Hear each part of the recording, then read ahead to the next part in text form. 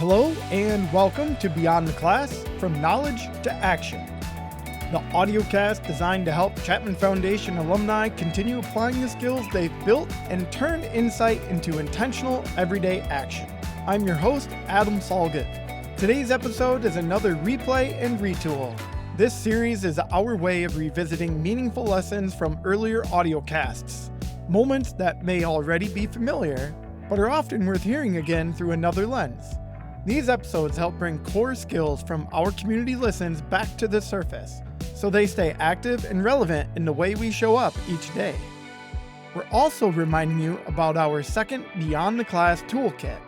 This new alumni resource is specifically focused on nonverbal communication.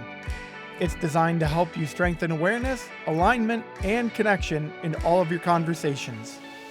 The entire PDF is downloadable and yours to keep. Feel free to print it, bring it to your team, or use it as a personal reflection exercise. The link to this powerful tool is in the description. Okay, let's step into today's Replay and Retool. We're revisiting the second part of my conversation with Leanne Van Beek on nonverbals, where we move beyond digital communication and into moments where we are already face-to-face. This conversation centers on an important question. When is it helpful to amplify our nonverbals, and when is it actually more effective to restrain them? Before we jump into the archive conversation, here are a few things to listen for. First, notice how self-awareness helps us recognize when our nonverbals are being misinterpreted, even with good intentions. Second, listen for the practical examples of amplifying nonverbals to increase clarity, engagement, and care. And finally, pay attention to the moment where restraining nonverbals becomes a gift, creating space, safety, and stronger connections. Stick with us through the end, where we will share a few actionable practical tips and reintroduce Beyond the Class Toolkit nonverbals. Okay, let's step back into the original conversation.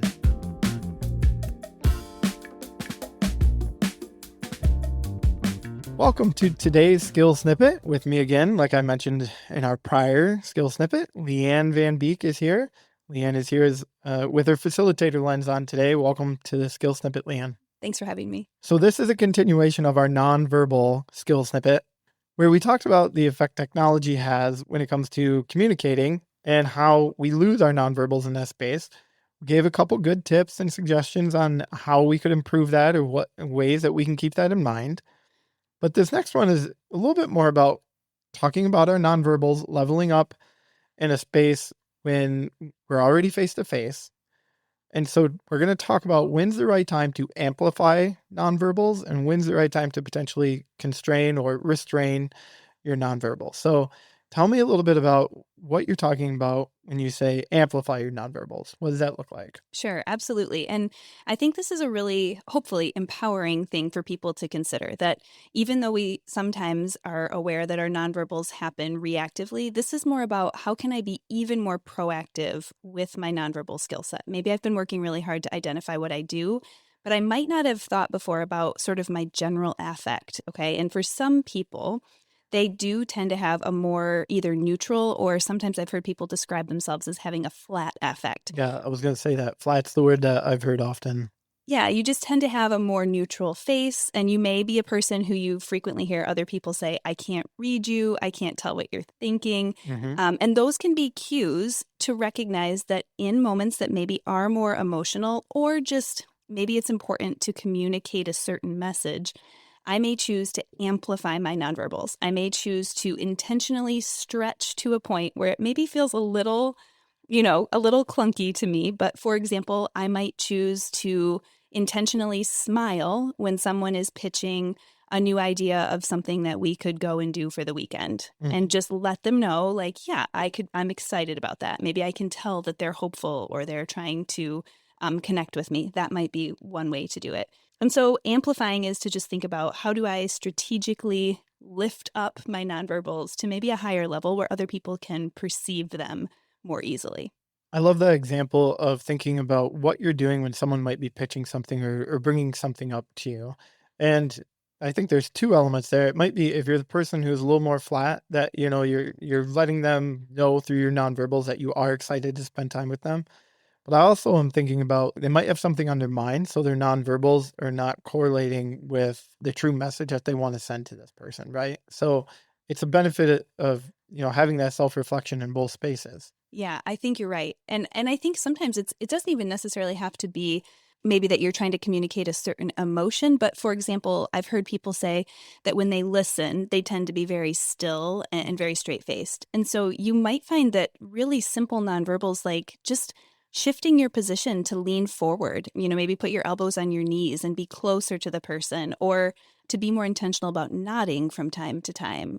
Little things like that. Again, if it may not feel natural at first, but if you recognize that you are getting misinterpreted, Right. then it may be more important to think about what are ways I can be more intentional and sort of, again, amplify how I use my nonverbals in a space where I might not otherwise.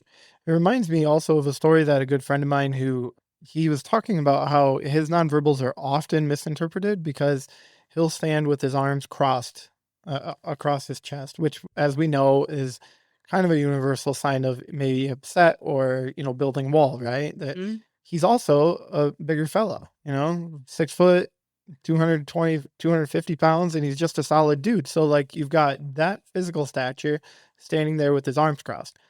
Well, he has told people in the past, I'm doing that because my arms are heavy and I rest them up on my chest. This is a comfortable thing for me. It's not about being upset at what you're talking to me about. It's not about being combative Mhm. or me putting up a wall, but he says he's aware of it. So at times he knows he's got to be able to step back from those spaces and amplify something else. Yeah, it's a great example because I think it also touches on the importance of considering your nonverbals, especially in spaces with someone who doesn't know you well. Mhm. So I'm guessing when he hangs out with you, doesn't have to probably worry about it. No, not so much. No, because we have that relationship that if something was wrong, he'd tell me, Hmm. you know, or I'm not afraid to ask. And if he tells me no, then I have that trust. We have that trust built between the two of us. But yes, but when he's working with new people or working with, anyone that might not know him as well, yeah, I'm sure he runs into that. Hmm. So we talked a little bit there about the idea of recognizing something, and in a way he's restraining that nonverbal, right? He needs to pull that back. But what other ways are we potentially, thinking about restraining nonverbals, maybe when it comes to like high emotions? Yeah, that's a great point. So, I mean, I would put myself in the category of someone who probably has high nonverbals. Mm-hmm. I'm constantly told that if somebody were to tape my eyebrows in place, I wouldn't be able to talk because apparently they move a lot and I use hand gestures and I know Right. I'm very expressive. So, I have also, thankfully, I have a colleague who I'm really good friends with, and he has shared with me before that if someone comes in and their nonverbals are high and the emotion is high, for whatever reason, based on his experiences, he will actually just shut down Mm. in the face of that much, to what feels like to him, that much emotion, right? Like Mm-hmm. it's just, he loses the message because it's almost like there's too many inputs coming at him. Interesting. So, yeah. So for me, I think about this from a couple lenses. From a work lens, I know that when I go into a meeting with him, I try to be much more still than what I normally am. For me, it's a way to sort of restrain my nonverbals to bring the kind of the pace and the feel of the conversation to just a more steady, non-distracting place. I hope that's helpful for him, when we're in those spaces. It seems to be. Mm-hmm. But I also reflect on the importance of me restraining my nonverbals in a really personal situation, which I bet many people can relate to. But the end of a day when maybe you and your spouse or your partner are coming together for the very first time, I know that my husband has a more neutral affect. So when he comes home, I can't read him. And when he comes home, I am usually very high with my nonverbals because I'm Sure. usually at a point of, I'm probably sighing or I'm rolling my eyes. It's like I have so many things I want to tell him about, that Yep. happened during my day. And when we come in with that imbalance, I think I hit him with way more emotion than he's ready to handle in that first moment coming in the door. So I have also tried to work to restrain my nonverbals in that way. I don't feel like smiling always when he comes home and walks through the door because I'm just ready to unload all the things that have happened.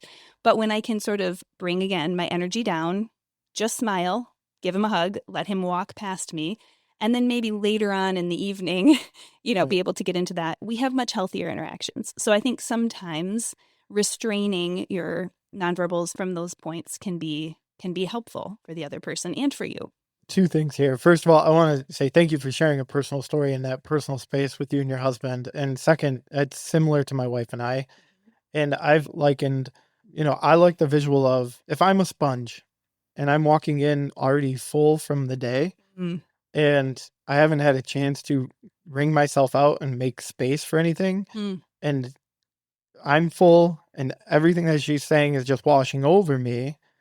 I now am absorbing none of it. Almost none of it. Like it's just pouring off to the sides. Like the sponge is too saturated. I'm too saturated. And it's just, we're not really truly connecting. So I have thought to myself, maybe I need to take a little bit of time. It's just 5 minutes. If it's still in the driveway, if it's on my drive home, whatever it might be, to like really think about like, okay, I need to set myself up for walking into a situation where she's probably going to want to share her day. She is a natural sharer. She is a wonderful heart on her sleeves woman. So it's like, that's who she is naturally. So if I know I'm stepping towards that, I need to maybe prep myself as best I can to do that. I love that. Because I want to be careful about asking her. And you made reference to this, you know that about your husband as well. And you've maybe asked him about like, hey, what's going on? Like I'm trying to do this. Cause I've certainly talked to Becky about, I need a moment or I need, like I can't listen right now. I want to be careful about not asking them to be someone they're not. And so what we've been talking about here is, the foundational element of style flexing, but we need to be true to ourselves still too. Is that right? I mean, we don't want to come across fake and we want to continue to be our genuine self. Yes, absolutely. So I love that you mentioned style flexing because for those who maybe it's been a while since you've been in class, the kind of main points we try to really, really emphasize with style flexing are you do it at key times, temporarily, and it's because your motive is the benefit of the relationship, the benefit of the other person, the benefit for you, right? Like the idea that I'm doing this with a good reason and I want to step into that space. Not that I'm feeling forced to or I feel like I'm being fake. We all know that trying something new can feel awkward and uncomfortable. So to a certain extent, it's not going to feel natural. Right. But I do think there's a distinction there. So if I am going to try to restrain my nonverbals, you're right. I'm probably doing that for the minute and a half that my husband and I first interact. I'm not going to continue to try to hold my emotions in for the rest of the week. Right. Yeah. So it's the opportunity to give a person space for the benefit of the relationship. Yeah. In some ways, I think of it as just like giving a gift, right? To temporarily try to adjust so that they feel, like they get what they need in that moment. That to me is a powerful way to connect.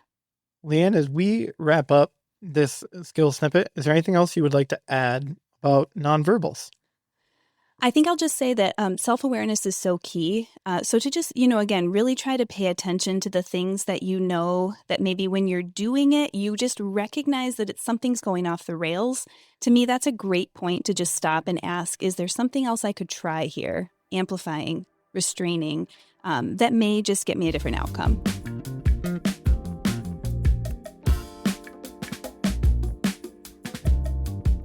Welcome back.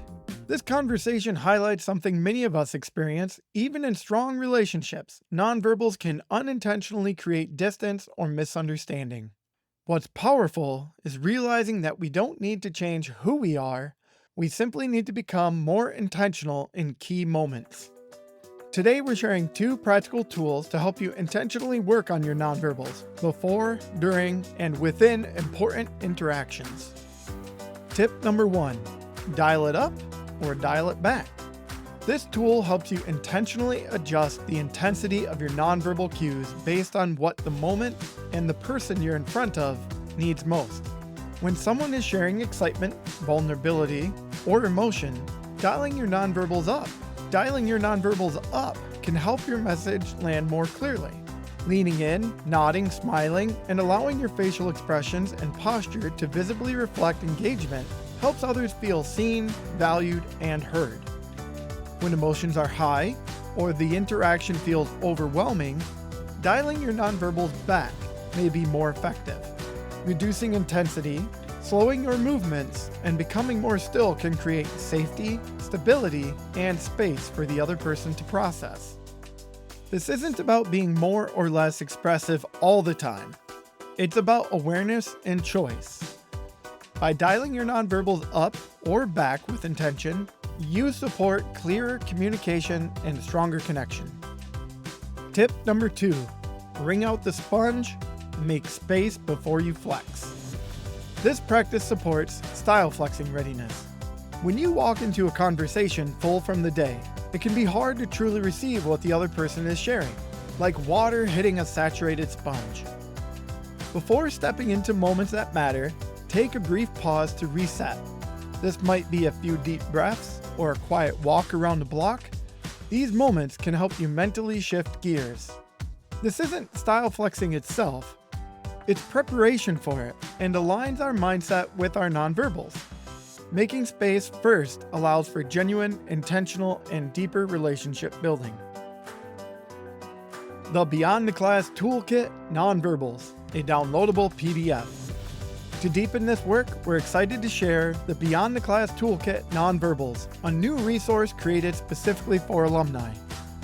This toolkit includes both an individual self-reflection and a ready-to-use team discussion designed to help you bring intentional nonverbal awareness into everyday conversations. Inside the toolkit, you'll revisit the 4 core elements of nonverbal communication: speaking voice and tone, body posture and positioning, facial expressions and eye contact, gestures, and movements.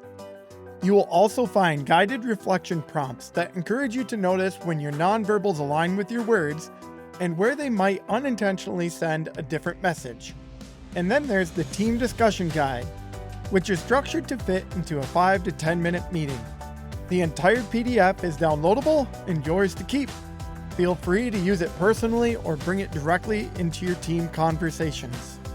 The link is available in the episode description. And don't forget, the CFCC Leads app also includes quick reference tools to support nonverbal awareness and skill building.